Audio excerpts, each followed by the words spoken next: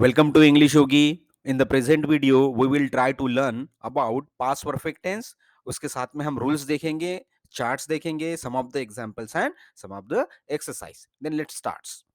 So what exactly past perfect tense is. अगर हम ये सोचते हैं तो उसका अगर ट्रांसलेशन हम हिंदी लैंग्वेज में करते हैं तो उसको कहते हैं पूर्ण भूतकाल।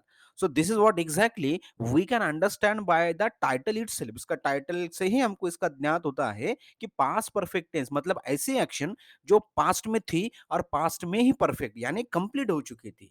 सो उस वक्त we will use past perfect tense. For example एक देखते हैं यहाँ पर, you had reach school before I went home.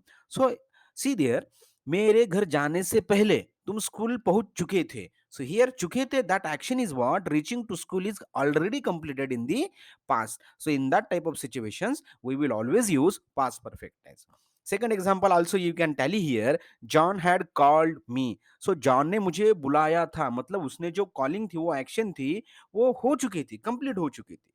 So this is what exactly we can say past perfect tense. ऐसी एक्शन जो पास्ट में चालू थी और उस वक्त खत्म भी हो गई वो। सो उस वक्त we will use past perfect tense. और पास्ट परफेक्ट टेंस की पहचान करने का सबसे आसान तरीका यह है कि इसके हिंदी वाक्य में अंत में मतलब आखिर में eight the end of that sentence Hindi में चुका था, चुकी थी या चुके थे या गया था, देखो, या गई थी या गए थे, सो इत्यादि शब्द आते हैं तो उस वक्त हम इसका इस्तेमाल पास्ट परफेक्ट टेंस में करते हैं। So it's very easy to use that. So let's start then exactly इसका स्ट्रक्चर क्या है। तो इसे बनाने के लिए सबसे पहले हमको as usual we know subject का इस्तेमाल होता है, उसके बाद में हेल्पिंग वर्ब, और यहाँ पर there is only one helping verb that is had. And we know that had is used in the past perfect tense, और उसका जो एब्रीविएशन कॉन्ट्रैक्शन बोलते हैं उसको हम, तो वो होता है apostrophe D in positive sentences. तो क्या हमने देखा अभी तक that after subject we will use had, and if we want to use that contracted form, so apostrophe d will be used there. And on this topic I have made one separate video, I have given the link there in the descriptions. So आगे बढ़ते हैं हम। तो subject का इस्तेमाल करेंगे, after that had का इस्तेमाल करेंगे, then there will be the third form of verb.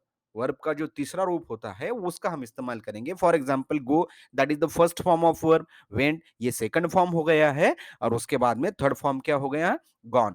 तो पास्ट परफेक्ट टेंस में हम किसका इस्तेमाल करते हैं, थर्ड फॉर्म का, और सबसे आखिरी में आ जाएगा ऑब्जेक्ट और other words. So it's very clear cut. Past perfect tense का जो फॉर्मूला है वो सब्जेक्ट आएगा, हैड आएगा, after that had V three, and at the end of the sentence there will be object. So positive sentence का format यही है, subject, then after that had, V three, and O oblique C, मतलब object हो या complement हो या other words हो। Example के तौर पर देखते हैं यहाँ पर सबसे पहला sentence, he had written a letter. So उसने एक पत्र लिखा था, मतलब वो एक्शन जो थी लिखने की वो कंप्लीट हो चुकी थी पास्ट टेंस में। They had completed the task, उन्होंने टास्क पूरा कर लिया था। So the action of completing that particular task वो कंप्लीट हो चुका था in the past tense. Third example, she had met her before the party, वह उनसे पार्टी से पहले मिली थी। So this is what exactly the translation of that sentence.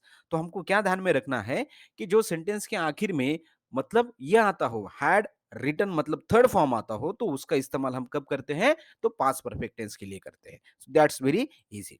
So letter on negative sentence का structure of past perfect tense ये होता है, subject, after that subject there will be had, had का इस्तेमाल हम करेंगे, एंड ये सेंटेंस नेगेटिव होने की वजह से we will use not there, and after not that negative word not we will use V three, and at the end of the sentence object. One example you can see here, John had not return to college. तो second example, they had not finished the project, she had never seen a lion, we hadn't done a great job. तो these are the examples, मतलब जो sentence के आखिर में या था ये थे। मतलब फॉर एग्जांपल एक नया एग्जांपल देखते हैं हम, he had not given me books, उसने मुझे किताबें नहीं दी थी या दिया था। तो ये जो वर्ड आएगी हिंदी में तो उस वक्त हम निगेटिव सेंटेंस का इस्तेमाल करेंगे और पास्ट परफेक्ट टेंस का इस्तेमाल करेंगे। Then later on interrogative sentences.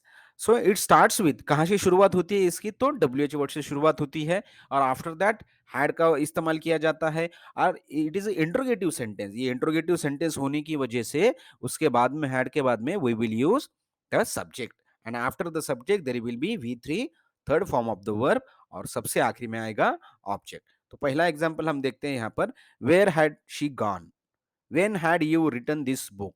सो देखो, if you tally this format, this structure to the sentences, तो व्हेन हो गया, डब्ल्यूएच टाइप वर्ड आ गया, उसके बाद में हैड का हेल्पिंग वर्ब का इस्तेमाल किया गया, यू का इस्तेमाल एक सब्जेक्ट के तौर पर यहाँ पर किया गया हुआ है, और सबसे आखिर में मतलब थर्ड फॉर्म ऑफ वर्ब आ गया है, और at the end of the sentence there is the object. So this is what exactly the example of interrogative sentence of past perfect tense. Third example, also we can tally, when had he visited Mumbai, what have you eaten before you got sick? So these are the examples of interrogative sentences. The format is very easy: wh type word, had, then subject, then v3 and object. So these are the example of interrogative sentences.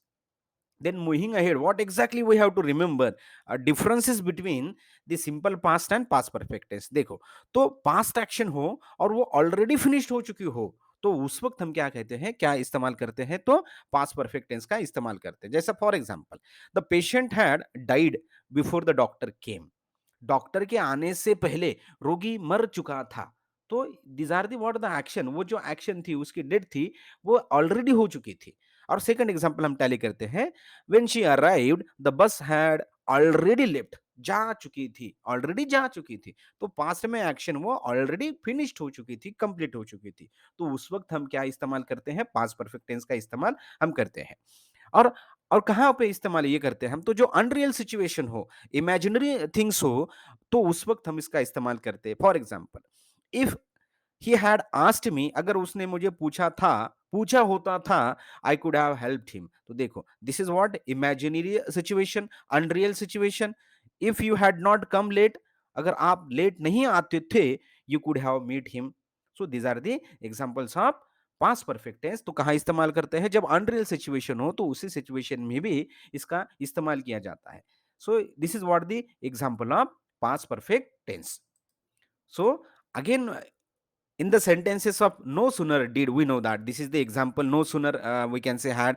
तो normally no sooner के sentence में we will always use that had. For example, he had no sooner closed the phone, the door was knocked. So these are the example of had. And here we have also used past perfect tense.